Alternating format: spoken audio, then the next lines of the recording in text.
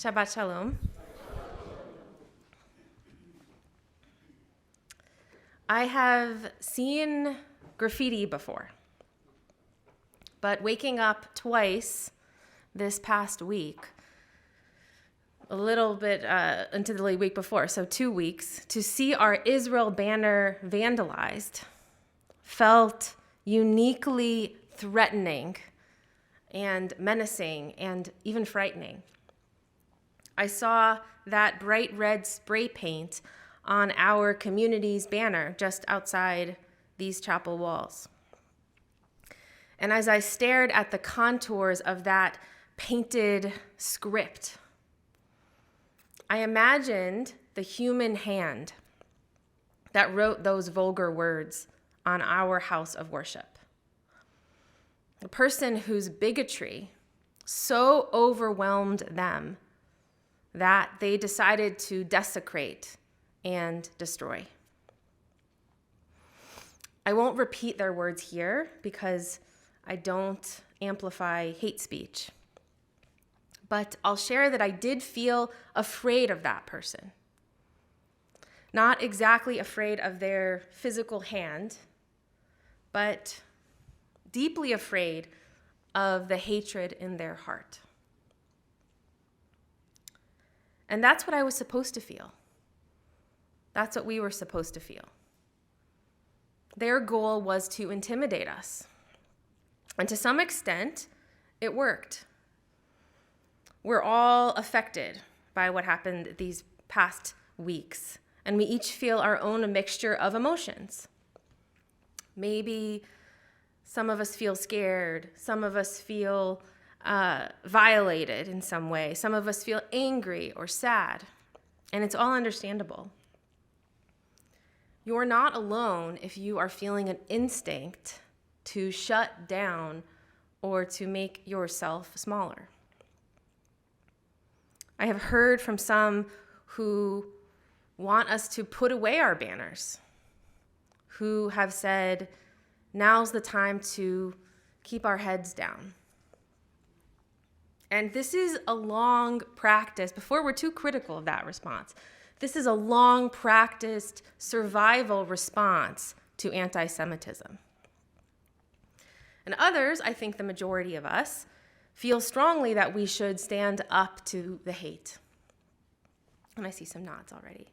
We're speaking out and we are building coalitions with our neighbors. Rabbi Harris just last week gave an interview with local news. I hope you got the chance to watch. And he also wrote a beautiful letter, which was then signed by 70 plus faith leaders representing local communities. It's really incredible. And you might have noticed when you walked into shul today that we have replaced our banner on Old Georgetown Road. We are already responding in a way to the voices from our tradition. So we read this morning. I just want to point out 2 quick moments from our reading this morning. So we're already responding to the Torah's call to us in a different context, but also dealing with people who are against us. You need have no fear of them. That's from Deuteronomy this morning.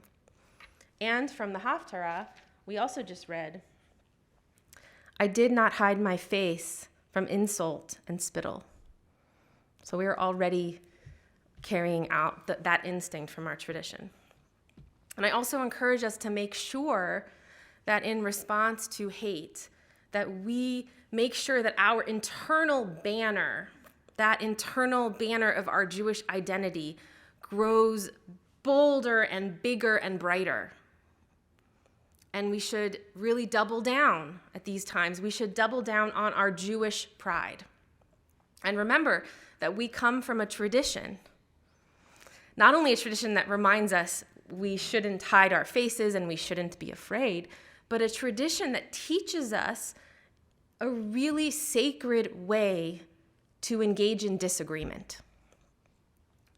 We know how to have difficult conversations. It is in our kishkas, it's in our guts, it's in our Jewish DNA how to do this. Here's what we don't do. We don't somehow find who was the vandal, figure out where their banners or their equivalent banners are, and graffiti those banners. That's not what we do. That's not our way. We don't harass, we don't intimidate, we don't destroy, we don't desecrate, we don't terrorize, and we don't threaten. When we disagree, we do so respectfully and honorably and peacefully, Jewishly. So when I felt this profound disconnect between the script, the graffiti, that red spray paint on our banner, and what I know our tradition teaches, I challenged myself as a Jew to imagine, what would I say to that anonymous vandal? I wish you would have found the strength to talk to me, even peacefully to protest in front of me in a reasonable manner. But show me who you are and let's talk about this. Don't sneak into my house of worship in the middle of the night and try to scare me. Don't try to make me feel unsafe in my own neighborhood. I don't know who you are, since you chose to commit your crime anonymously. Maybe you're a teenager and this is your first time committing an act like this. Maybe you're a lot older and you've done this many times before. Maybe you're a white supremacist. Maybe you're a Jew. Either way, let me tell you some of the myriad reasons why I am proud to be Jewish. We Jews have a deep respect for disagreement. We don't shy away from arguing. We do it a lot and we do it well. How many of you argue for a living? Okay, I see some hands, I see some nods, I see some laughs. For thousands of years of Jewish history, we have even disagreed with each other a lot. Arguments fill the pages of our holy books, and we can look back on a history of those same passionate voices filling the halls of our academies. We disagree about everything, from how we even pronounce our own Hebrew language, to what we do and don't eat on Passover, to who is eligible to stand up here and serve as a religious leader in our communities. We disagree on that too. And of course, even within these walls, we disagree about Israel. We appreciate challenging opposition. It's our thing. In one of my favorite human stories of the Talmud, Rabbi Yochanan is mourning the loss of his longtime study partner, Reish Lakish. So the rest of the rabbis are try to figure out how can they comfort him after he's lost this very important person in his life. And so they decide, he loves studying, he loves learning. We'll send in a scholar. We'll send in another rabbi to learn with him. And this new rabbi, as they're learning together, says, in response to every one of Rabbi Yochanan's points, he says, okay, so he'll say something like, arguing something. And then the rabbi who's come in, the pinch hitter, says, oh, I have a legal ruling that will support that. You're right. I know exactly how we can support that. Here's the chapter. Here's the verse. Sounds like it could be fun. Rabbi Yochanan, though, that is not what he's looking for at all. He becomes enraged and he screams, are you comparable to Reish Lakish, my friend whom I lost? In my discussions with him, when I would state an argument or a claim, he would raise 24 objections. And he would try to disprove my whole argument. And then I would answer him with 24 responses, rebuttals. And we would thereby together broaden and clarify the law. And yet you say to me there's a legal ruling that supports your opinion. I don't need that. Do I not know already that what I say is good? He has a healthy ego. I already know I'm really good. I don't need you to help me. But being rebutted by Reish Lakish, my dear friend, served a purpose.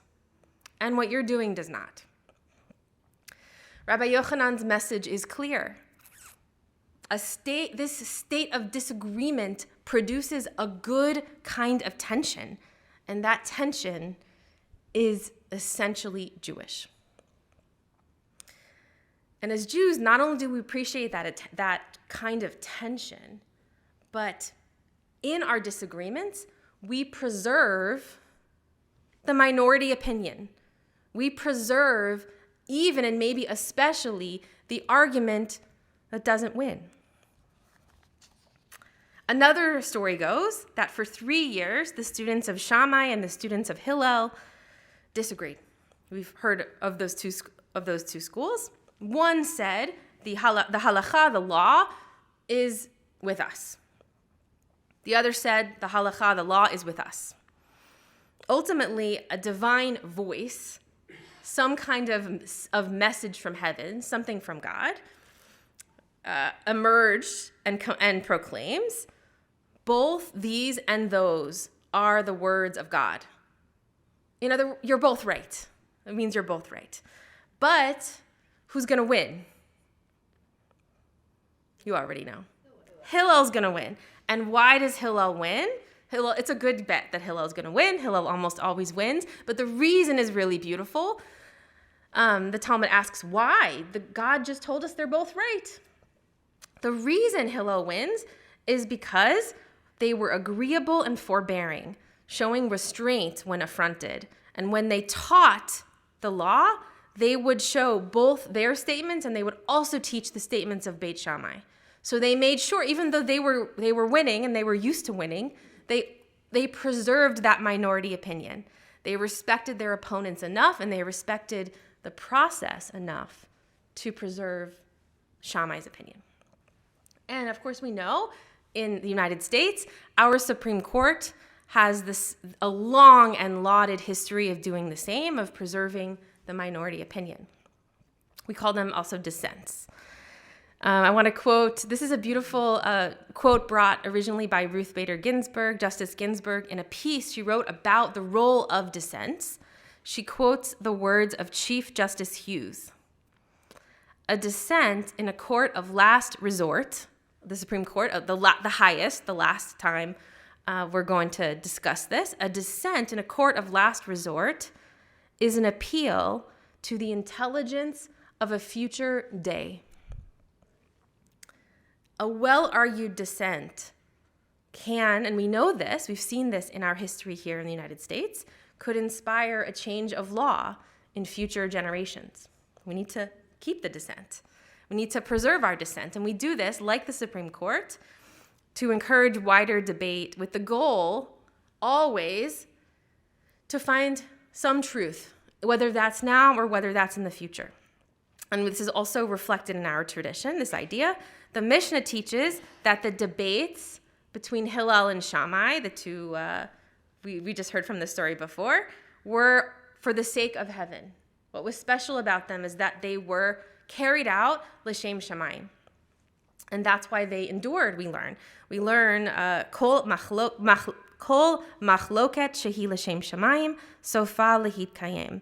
That every dispute that is for the sake of heaven will endure. It has this lasting effect. The Jewish way to disagree is to value that tension and to make sure we preserve respect for opposition. And finally, when no one can win, because sometimes no one can win an argument in that moment, sometimes we have to agree to disagree. And that idea is also deep in our tradition. But maybe the funniest time that I've encountered this is in modern Israeli sports. If you've ever watched modern Israeli sports, when there's a tie, they use a particular word to describe that. They say teku. Have you come across that? No. They say teku, right? It doesn't sound like a modern Hebrew word. It's because it's not. It's lifted from the pages of the Talmud. It's an Aramaic word, and it's a word the rabbis used when they debated an issue at length, ad nauseum. They could not debate anymore. They agreed to disagree. There was no winner. And so at the end of those arguments, and there aren't not a lot of them, but you come across them from time to time, it says teku, let this disagreement stand. Let it stay the way it is, even though nobody got to win this time. And I find these are moments of really breathtaking humility from our rabbis, that you can argue to the extent of your ability and work so hard to find an answer, and then sometimes we have to admit this question isn't going to get answered, and we're going to wait till a future day maybe, and we're going to say, teku. And in the end, I always find that maybe our Jewish way, we went through the ways that it is and what we say in our disagreement. Sometimes it's more about what we don't say. Those blank spaces where we share those Jewish values. We have those same underlying Jewish values, and among those many Jewish values that we share is how to disagree.